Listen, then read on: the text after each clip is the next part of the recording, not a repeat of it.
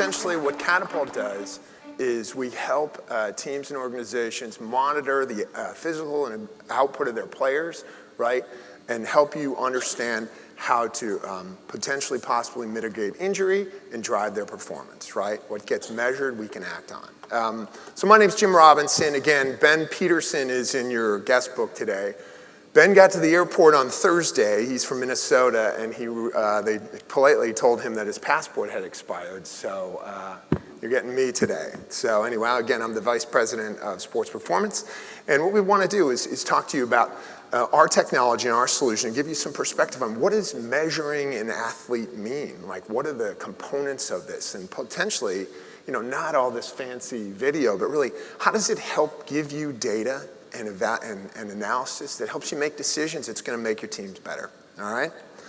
So one of the things we want to talk about, or just kind of to tee this up, is the importance of keeping your players on the ice. And I thought these statistics give you some perspective about hockey and what a demanding game it is. So in season, this is a study done over the past 7 seasons. In season, over 50% of the NHL roster will be injured at some point. Each team will lose roughly 250 man games to injury, right? And compare it, you're like, okay, well, what does that mean? Compare it to the NFL, right? The NFL is a pretty brutal sport. Hockey is almost 20 to 30% greater than the NFL in terms of games lost to injury. And so the question is like, look, the game's physical, right? It's like, how can you respond? How can you potentially, you're not gonna, our technologies are gonna help, you know, manage knee-on-knee collisions or concussions or physical hits, but it's gonna help with soft tissue, groin injuries, hamstring injuries, right? How can you have your players in better shape through the grind of 80 games plus playoffs, or if it's college, you know, for weekend series where you have very intense 3-game periods? How does your organization respond and take advantage of technologies out there? I thought my presentation, or this presentation, was set up nicely by, I think it was point 4 last night by Mr. McKenzie, where he said, embrace to enhance, right? Embrace technology to enhance player performance. This is what this solution is focused on.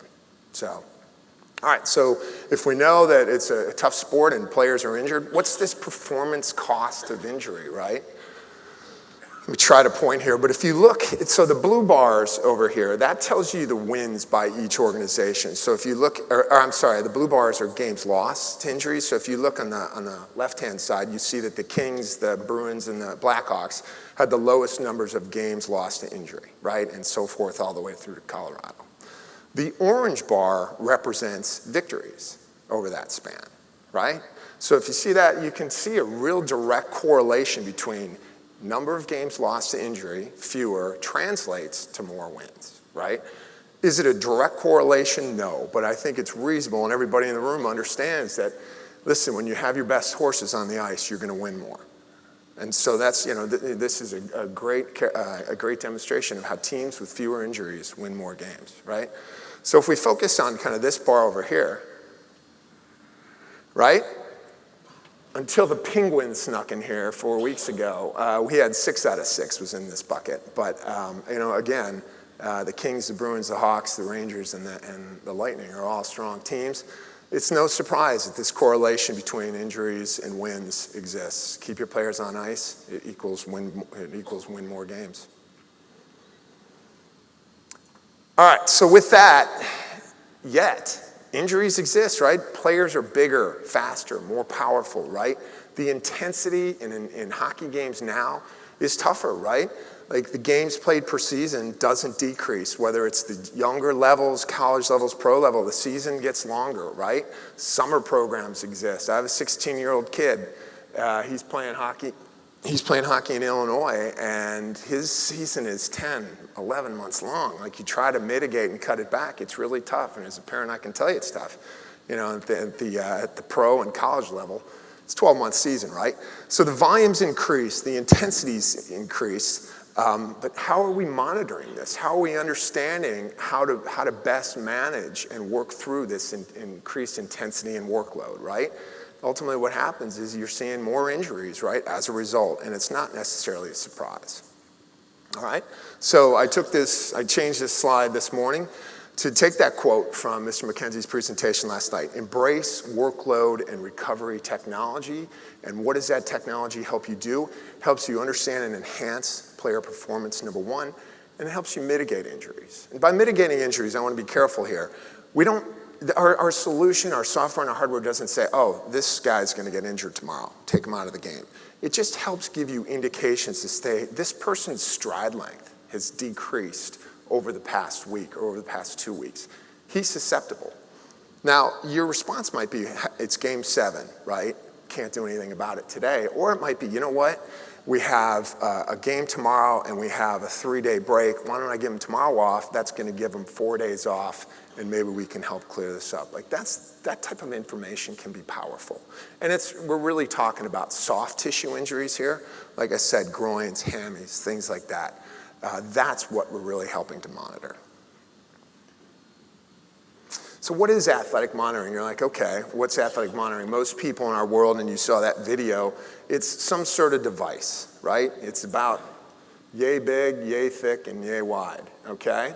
And how this device works is, what this is this is part of a solution. You have this device, it records data.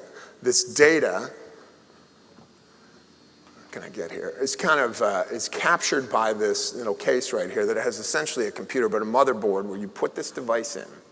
This data downloads into your PC or your computer, and the data rolls up into a software application, right? And from that software application, we give coaches and trainers and strength and conditioning coaches the ability to pull data in interesting and compelling ways through a series of reports, right?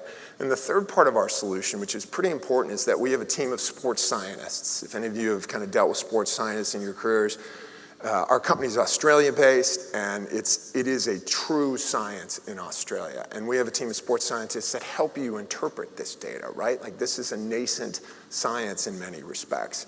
And it's just not, you just don't pull these reports out and say like, oh, wow, we need to practice 20 minutes longer, 10 minutes shorter, whatever that is.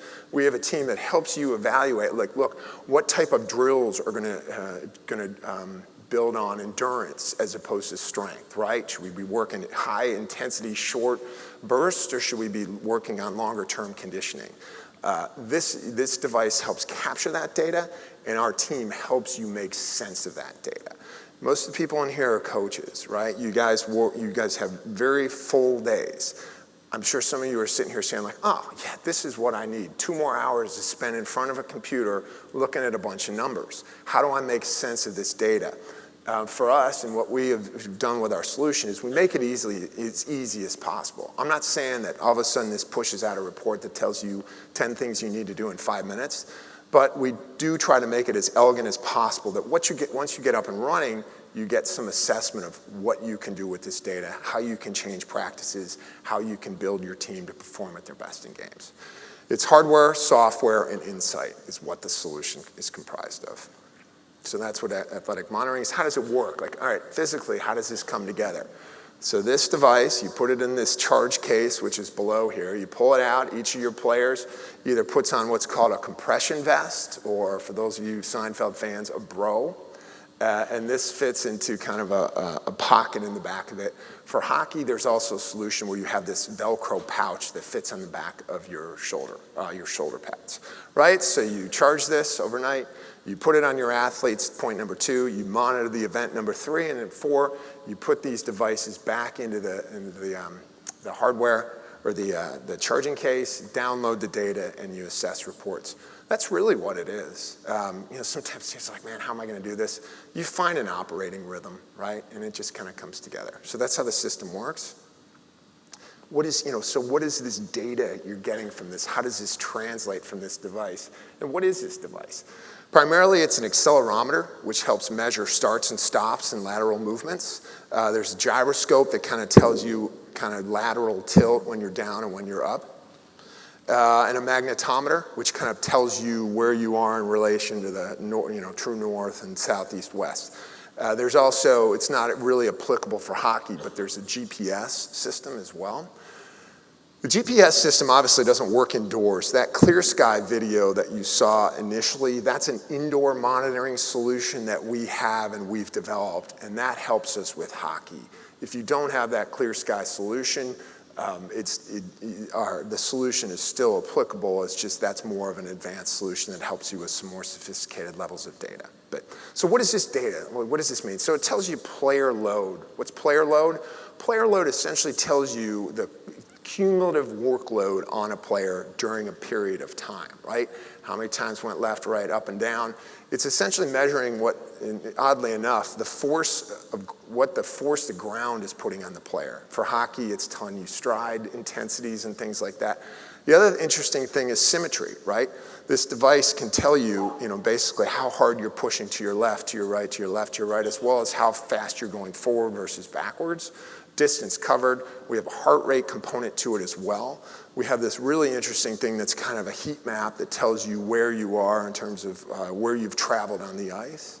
And then finally, it's really thousands or hundreds of data points a second. So all this kind of comes into this device you download on your software, and it gives you really compelling, actionable insight, right? It evaluates your exertion. You can look at individual players. You can look at lines, right? You can group everyone together, like look at your 4 lines, your D lines, whatever it is. You can also look at your forwards collectively. However you want to do this, right? For college and younger coaches, you can look at freshmen versus sophomores versus juniors, and you can look at progression, right? There's a number of things you can do with it. And also, I'd say the other key thing is addressing anomalies, right? Like when do you see, if someone has a normal stride length over 6 or 7 weeks of practice, and like I said earlier, if you notice some sort of change in that, right? The muscles contract when they're injured or potentially injured.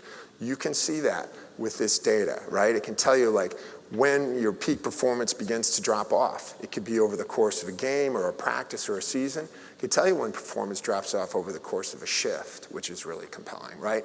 In shift, in game, and there's some other hockey-specific metrics that we developed.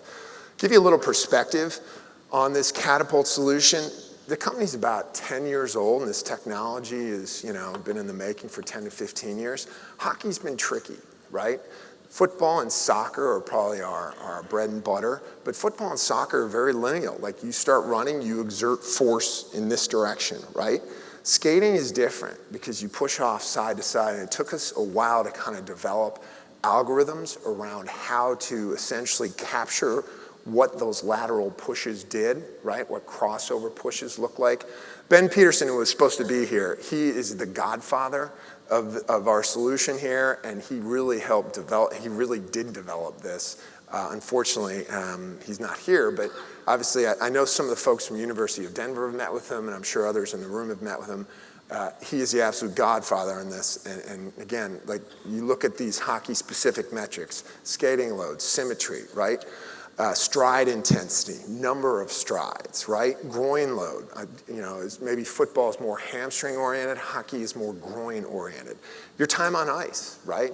You can get some really interesting analysis of how much time guys have spent on ice and correlate that to output. And you can bend to see who can withstand 40, 50 minute long shifts.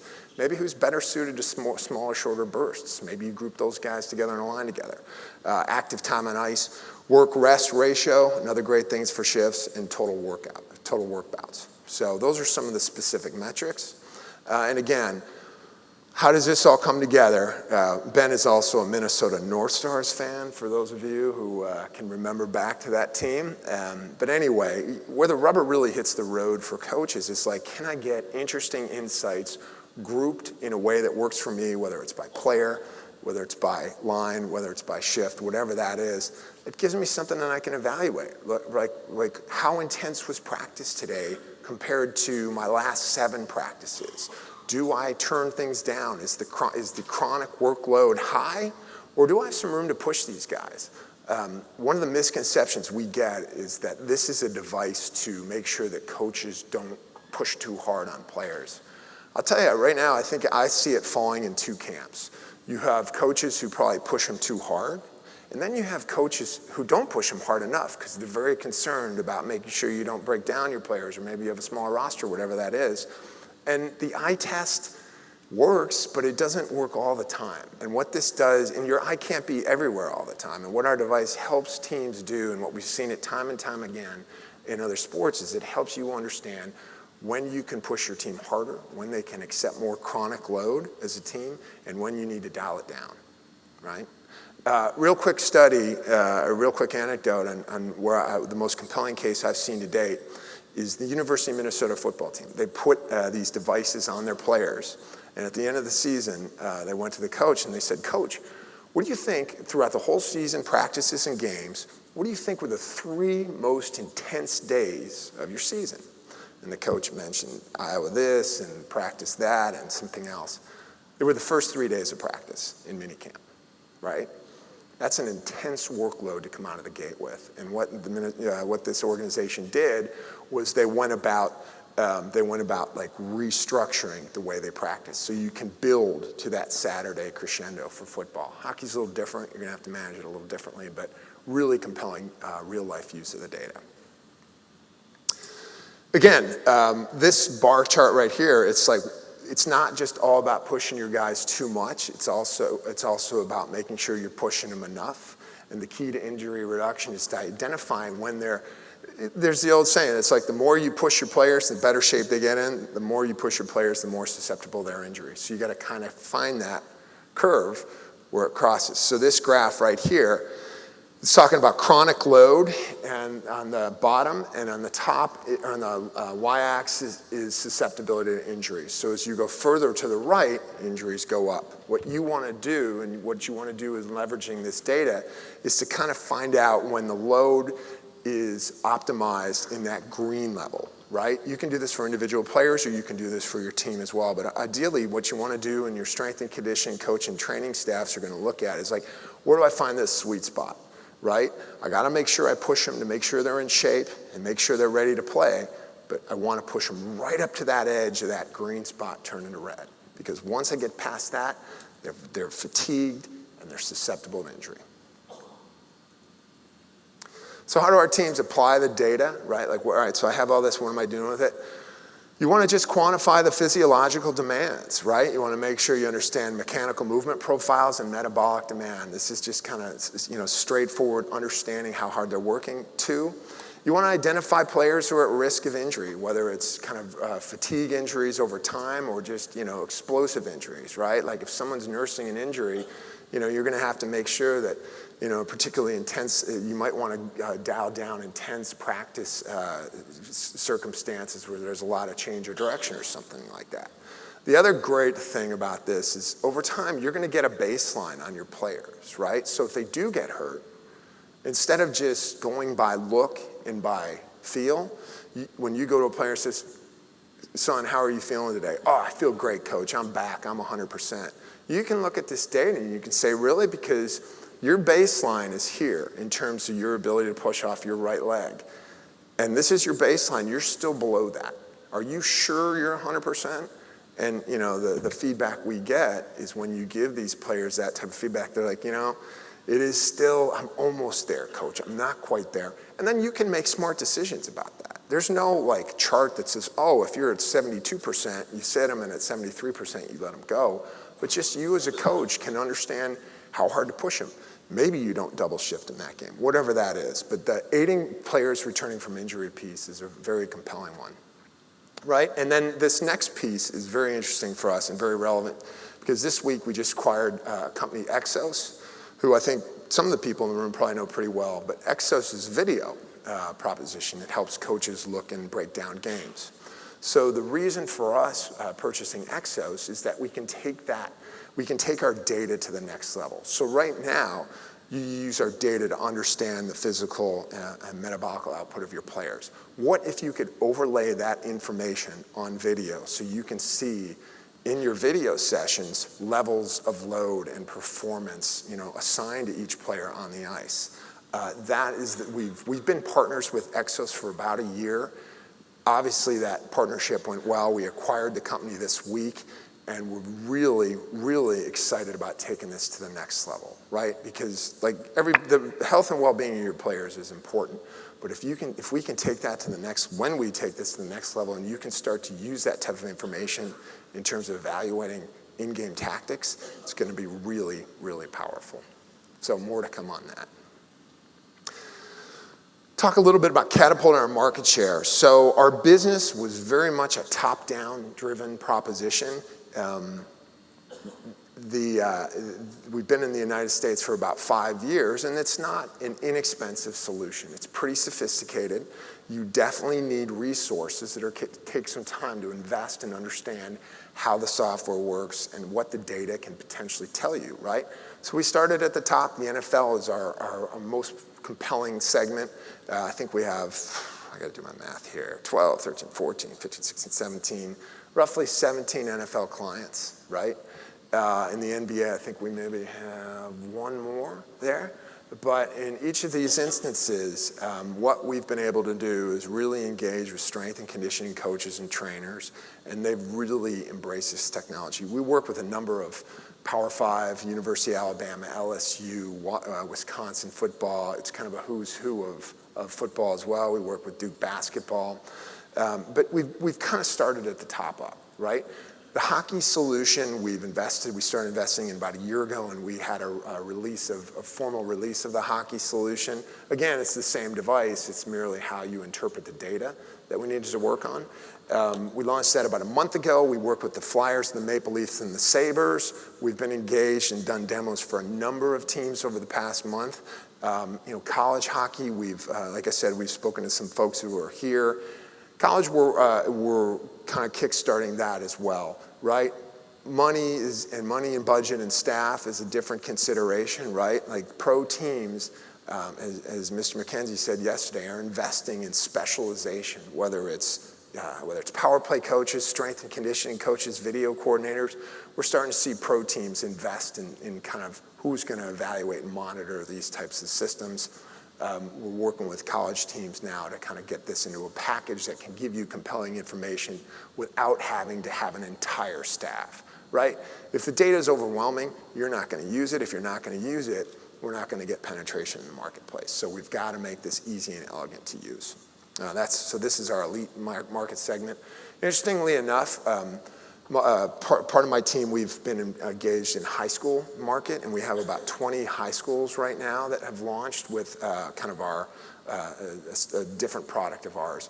We've had some really compelling results at the high school level as well, and there's some videos on our website you can see on that. So, for us, it's just not monitoring at the elite level. It's monitoring athletes and helping athletes at all levels ultimately become bigger, stronger, faster, and less susceptible to injury.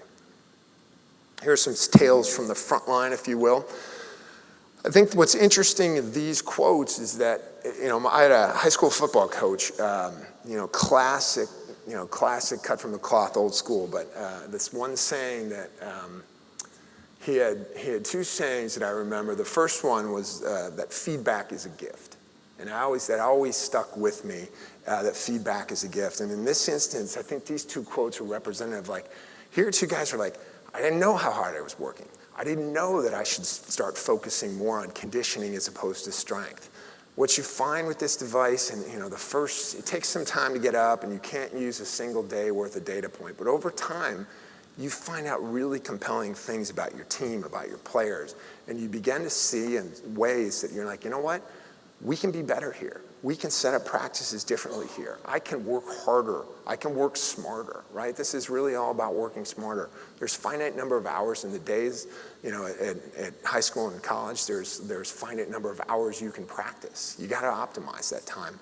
And the data and the information you get from our solution really helps you understand that.